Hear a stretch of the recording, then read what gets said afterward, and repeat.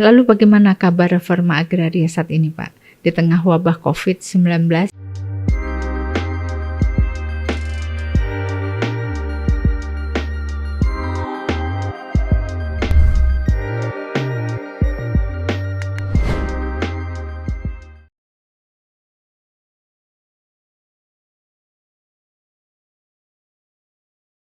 Halo sahabat ATR BPN, ketemu lagi di podcast Kementerian ATR BPN. Kali ini saya bersama Pak Sudaryanto, Direktur Landeform Kementerian ATR BPN. Siap, Bu Yuli. Kali ini kita akan membahas tentang reforma agraria.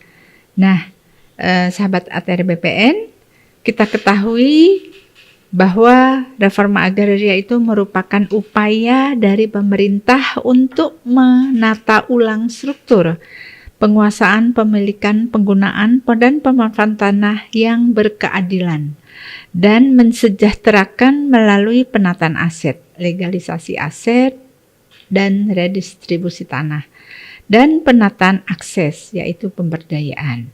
Nah, untuk itu saya akan menanya dengan Pak Sudaryanto nih, kita akan ngobrol nih Pak Sudaryanto. Ya, siap, Bu Yuli. Ya, berapa target reforma agraria dalam RPJM 2015-2019 dan 2020-2024, Pak? Ya, terima kasih Bu Yuli. Sobat ATR BPN, sebagaimana yang sudah dicantumkan dalam target RPJM 2015 sampai 2024, yang mana itu juga salah satu nawacita dalam nawacitanya Bapak Presiden Republik Indonesia, yaitu reforma agraria ditargetkan ada 9 juta hektar. 9 juta hektar itu dibagi menjadi dua kelompok. Yang kelompok pertama itu kelompok legalisasi aset, itu 4,5 juta hektar. Legalisasi aset sendiri ada dua jenis kegiatan, yaitu yang pertama adalah pensertifikatan tanah transmigrasi, itu targetnya adalah 0,6 juta hektar. Kemudian yang kedua adalah kategori pendaftaran tanah sistematis lengkap atau PTSL, atau lebih dikenal masyarakat dulu namanya PRONA, dan juga pensertifikatan tanah milik masyarakat. Itu jumlah targetnya adalah 3,9 juta hektar. Kemudian di sisi kanan yaitu kelompok kedua, yaitu kelompok redistribusi tanah. Itu adalah negara memberikan tanah atau membagikan tanah kepada masyarakat atau kepada rakyat. Nah, ini dibagi juga dua jenis, yaitu tanah yang berasal dari tanah hak atau HGU, HGB, tanah yang ditelantarkan, kemudian tanah negara lainnya. Ini juga termasuk hasil penyelesaian sengketa dan konflik, Bu. Ini ada targetnya adalah 0,4 juta hektar. Kemudian yang satu lagi ada jenis dari pelepasan kawasan hutan, itu jumlahnya 4,1 juta hektar. Jadi totalnya adalah 4,5 juta hektar dari redistribusi tanah, kemudian dari legalisasi aset 4,5 juta hektar, sehingga jumlahnya 9 juta hektar. Demikian. Ya, kalau kita lihat tadi ada 9 juta hektar. Sebenarnya tanah-tanah untuk RA ini berasal dari mana aja, Pak? Kalau reforma agraria yang terutama yang berupa fresh land itu berasal dari tanah pelepasan kawasan hutan yang paling banyak, yaitu 4,1 juta hektar. Kemudian yang lainnya itu berasal dari HGU habis yang tidak diperpanjang, kemudian tanah yang ditelantarkan, dan juga tanah-tanah yang berasal dari penyelesaian sengketa dan konflik. Ini banyak juga mungkin sengketa konflik yang berkepanjangan, konflik agraria yang selama ini bisa kita selesaikan, itu juga bisa kita langsung jadikan sebagai objek reforma agraria. Cukup banyak ya, berarti sumber-sumbernya juga jelas. Lalu bagaimana kabar reforma agraria saat ini, Pak? Di tengah wabah COVID-19 yang terjadi, bagaimana efektivitas pelaksanaan reforma agraria di lapangan dengan target yang begitu banyak? Ya, memang tidak bisa kita pungkiri bahwa dengan adanya kondisi COVID ini, reforma agraria juga terdampak, Bu, karena kegiatan reforma agraria di seluruh Indonesia ini memerlukan pekerjaan tahapan yang harus turun ke lapangan, kemudian bertemu dengan masyarakat, sehingga kegiatan-kegiatan yang sifatnya mengumpulkan masyarakat berupa penyuluhan, kemudian mendata baik itu subjek dan objek, itu harus bertemu langsung dengan masyarakat, itu juga terkendala karena diterapkannya pembatasan-pembatasan pergerakan orang ya, termasuk PSBB, kemudian PPKM juga, sehingga ini juga secara tidak langsung juga berdampak juga terhadap kegiatan reforma agraria atau redistribusi tanah. Tapi apapun itu, reforma agraria harus tetap berjalan, Bu. Ya. Nah, di antara program strategis guna mendukung pemulihan ekonomi nasional (PEN) adalah percepatan pelaksanaan reforma agraria. Itu salah satunya, Pak.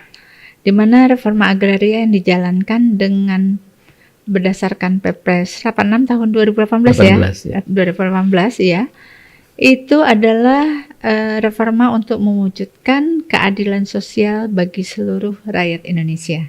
Nah, itu kira-kira implementasinya seperti apa, Pak? Baik, Bu. Memang sekarang ini reforma agraria sedang kita gencarkan lagi, sedang kita bangkitkan lagi, yang diantaranya dengan beberapa kegiatan atau strategi baru, yang mana yang pertama kita dengan sistem menjemput bola objek reforma agraria, Bu, dengan adanya pilot project menjemput bola untuk kegiatan pelepasan kawasan hutan dari hutan produksi konversi yang tidak produktif. Nah, ini sedang kita inisiasi bekerjasama dengan World Bank, ada di 4 provinsi, yaitu di Kalimantan Barat, Kalimantan Tengah, kemudian Kalimantan Timur, dan juga di Sumatera Selatan. Kemudian yang kedua, ditetapkannya reforma agraria sebagai major project oleh pemerintah, yaitu diinisiasi oleh KSP, Kepala Staf Presiden, kemudian disupport oleh kementerian lain, yaitu Kementerian Bappenas, Kementerian Kemenko Ekonomi, dan juga Kemenko Marves.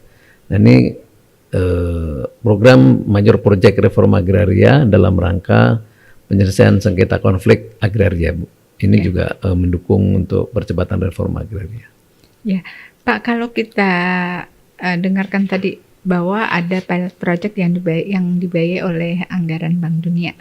Itu tadi hanya 4 ya, Pak? Bukan 7 provinsi? Untuk reforma agraria 4, Bu. Oh, hanya 4 ya. Kalau untuk reforma. Nah, terkait dengan ini, Pak, kendala apa yang dihadapi dalam pelaksanaan reforma agraria dan bagaimana solusinya? Ya, memang suka dukanya dalam pelaksanaan reforma agraria ini memang yang ada beberapa juga, Bu, ya, di lapangan kita temui kendala. Yang pertama adalah pemahaman tentang reforma agraria sendiri itu belum begitu dipahami, baik itu oleh masyarakat maupun oleh stakeholder, oleh pemerintah daerah sendiri. Jadi seolah-olah reforma agraria ini hanya tugasnya BPN, ATR BPN gitu ya. Padahal sebenarnya reforma agraria itu tugas seluruh stakeholder yang terkait ya, terutama yang tergabung dalam tim gugus tugas reforma agraria. Nah, ini juga perlu kita berikan penjelasan kepada stakeholder, kemudian juga kepada masyarakat. Kemudian kalau di Jawa, Bu, reforma agraria ini mudah untuk mendapatkan subjek tapi susah untuk mencari objek. Jadi orangnya banyak yang membutuhkan tanah tapi objeknya atau tanahnya berkurang atau kurang gitu. Tapi kalau di luar Jawa terbalik Bu, seperti di Kalimantan gitu ya, di beberapa daerah di Sulawesi atau di Papua, ini objek reformanya banyak, tapi subjeknya kurang. Nah, ini juga salah satu kendala bagaimana caranya untuk membagi-bagikan tanah kepada masyarakat yang memenuhi kriteria untuk mendapatkan sebagai subjek reforma agraria. Nah, ini agak kesulitan di sana. Ini juga salah satu kendala. Kemudian juga setelah diberikan sertifikat, ini banyak juga yang dijual belikan Bu. Ini juga masalah klasik, masalah lama, bahkan ini terjadi sejak program transmigrasi. Jadi transmigrasi itu sampai sekarang juga masih banyak masalah karena sertifikat yang diberikan atau tanah yang diberikan itu begitu sudah diserah terimakan, tidak lama kemudian banyak juga yang dialihkan ke pihak lain. Nah, termasuk juga kegiatan redistribusi tanah. Oleh karena itu sekarang kami atau kita dalam rangka untuk mengendalikan jangan sampai ada proses pemindahan hak itu, kita coba untuk memberikan hak pemilik bersama Bu. Jadi tidak berikan sertifikat kepada orang per orang, namun kepada kelompok. Jadi hak sertifikatnya satu tapi namanya banyak gitu Bu. Jadi sehingga tidak mudah seseorang itu akan mengalihkan gitu. Ini pemberian sertifikatnya itu satu hamparan berarti? Iya. Jadi bukan per persil ya? Iya, satu hamparan. Jadi dan ini mungkin sangat efektif. Dimulai kapan ini Pak dilakukan? Sudah kita mulai, ini tahun kedua Bu. Ini tahun kedua sudah ada beberapa daerah yang sudah kita berikan dan masyarakatnya juga mau karena dia ingin tanahnya itu betul-betul bermanfaat gitu ya. Kalau begitu dapat terus dijual akhirnya uangnya habis. Tapi kalau tanahnya itu diusahakan dengan baik dan secara kelompok bekerja sama, itu mungkin akan lebih efektif. Baik Pak Sudaryanto, kita ketahui bahwa di awal tahun 2022 nanti akan diadakan GTRA Summit ya. Yeah. Ini adalah bagian dari reforma agraria. Yeah. Nah di situ nanti yang akan dibahas apa Pak? Baik Bu. Jadi GTRA Summit ini adalah merupakan harapannya Pak Wamen kemarin mencoba untuk membuat istilah rapat gugus tugas reforma agraria tematik itu Mbak ya. Kemudian muncullah ide GTRA Summit di Wakatobi. Nah ini sebenarnya tadinya hanya digagas untuk membahas reforma agraria yang memiliki daerah pesisir Bu ya, awalnya itu yang tergabung di dalam paguyuban bupati yang mempunyai pantai atau pesisir pantai. Akhirnya tercetuslah bahwa reforma agraria Summit ini diangkat menjadi program atau isu nasional, sehingga kegiatan-kegiatan reforma agraria yang ada selama ini kemudian akan dibahas atau dikerucutkan atau disimpulkan di reforma agraria Summit yang akan diselenggarakan di Wakatobi, yang insya Allah akan dilaksanakan di akhir tahun 2021 ini. Dan harapannya ya mudah-mudahan reforma agraria semakin bisa dinikmati oleh masyarakat dan juga semakin bisa dipahami juga oleh stakeholder terkait, karena sudah melibatkan berbagai pihak Bu, baik itu gubernur, bupati, wali kota, dan mudah-mudahan juga mungkin masyarakat dan bahkan sekarang CSO juga sudah ikut terlibat untuk berperan aktif dalam mensukseskan reforma agraria. Gitu. Ya, tadi kalau kita kilas balik ke belakang itu bahwa reforma agraria itu salah satunya adalah legalisasi aset, legalisasi aset dan redistribusi, ya dalam rangka penataan aset. Nah, kalau kita lihat Pak, capaian dari redistribusi tanah khususnya dari PKH itu kok masih rendah. Kenapa ya Pak? Ya, ini memang salah satu PR kami, kenapa redistribusi tanah dari pelepasan kawasan hutan itu masih rendah, memang ada beberapa hal, ada beberapa masalah.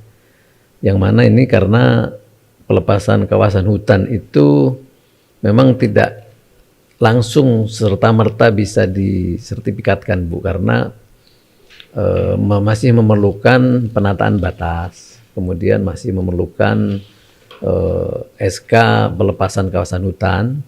Nah, oleh karena itu untuk mendaratkan koordinat-koordinat yang ada di perbatasan antara kawasan hutan dengan area penggunaan lainnya itu harus ditetapkan oleh Kementerian Kehutanan. Nah, sementara data-data yang diperoleh itu belum seluruhnya itu bisa langsung kita eksekusi. Jadi masih perlu survei bersama antara Kementerian ATR BPN dan Kementerian KLHK. Kemudian baru bisa setelah itu clear and clean disertifikatkan. Karena kalau belum clear and clean disertifikatkan, nanti khawatirnya nanti ada permasalahan hukum di kemudian hari karena mensertifikatkan tanah di dalam kawasan hutan. Demikian, Bu. Baik, terima kasih Pak Sudaryanto yang telah menyempatkan hadir di podcast kami. Tentunya banyak sekali hal yang dapat kita pahami tadi. Kita mendapat pengetahuan baru mengenai reforma agraria. Untuk Sobat ATR BPN semua, mari kita bersama-sama gaungkan acara besar GTRA Summit yang akan diselenggarakan di Wakatobi pada tahun 2022. Diharapkan acara ini dapat meningkatkan kerjasama dan kolaborasi antar stakeholder dalam rangka percepatan reforma agraria. Oke, sahabat ATR BPN, sampai ketemu lagi pada podcast selanjutnya.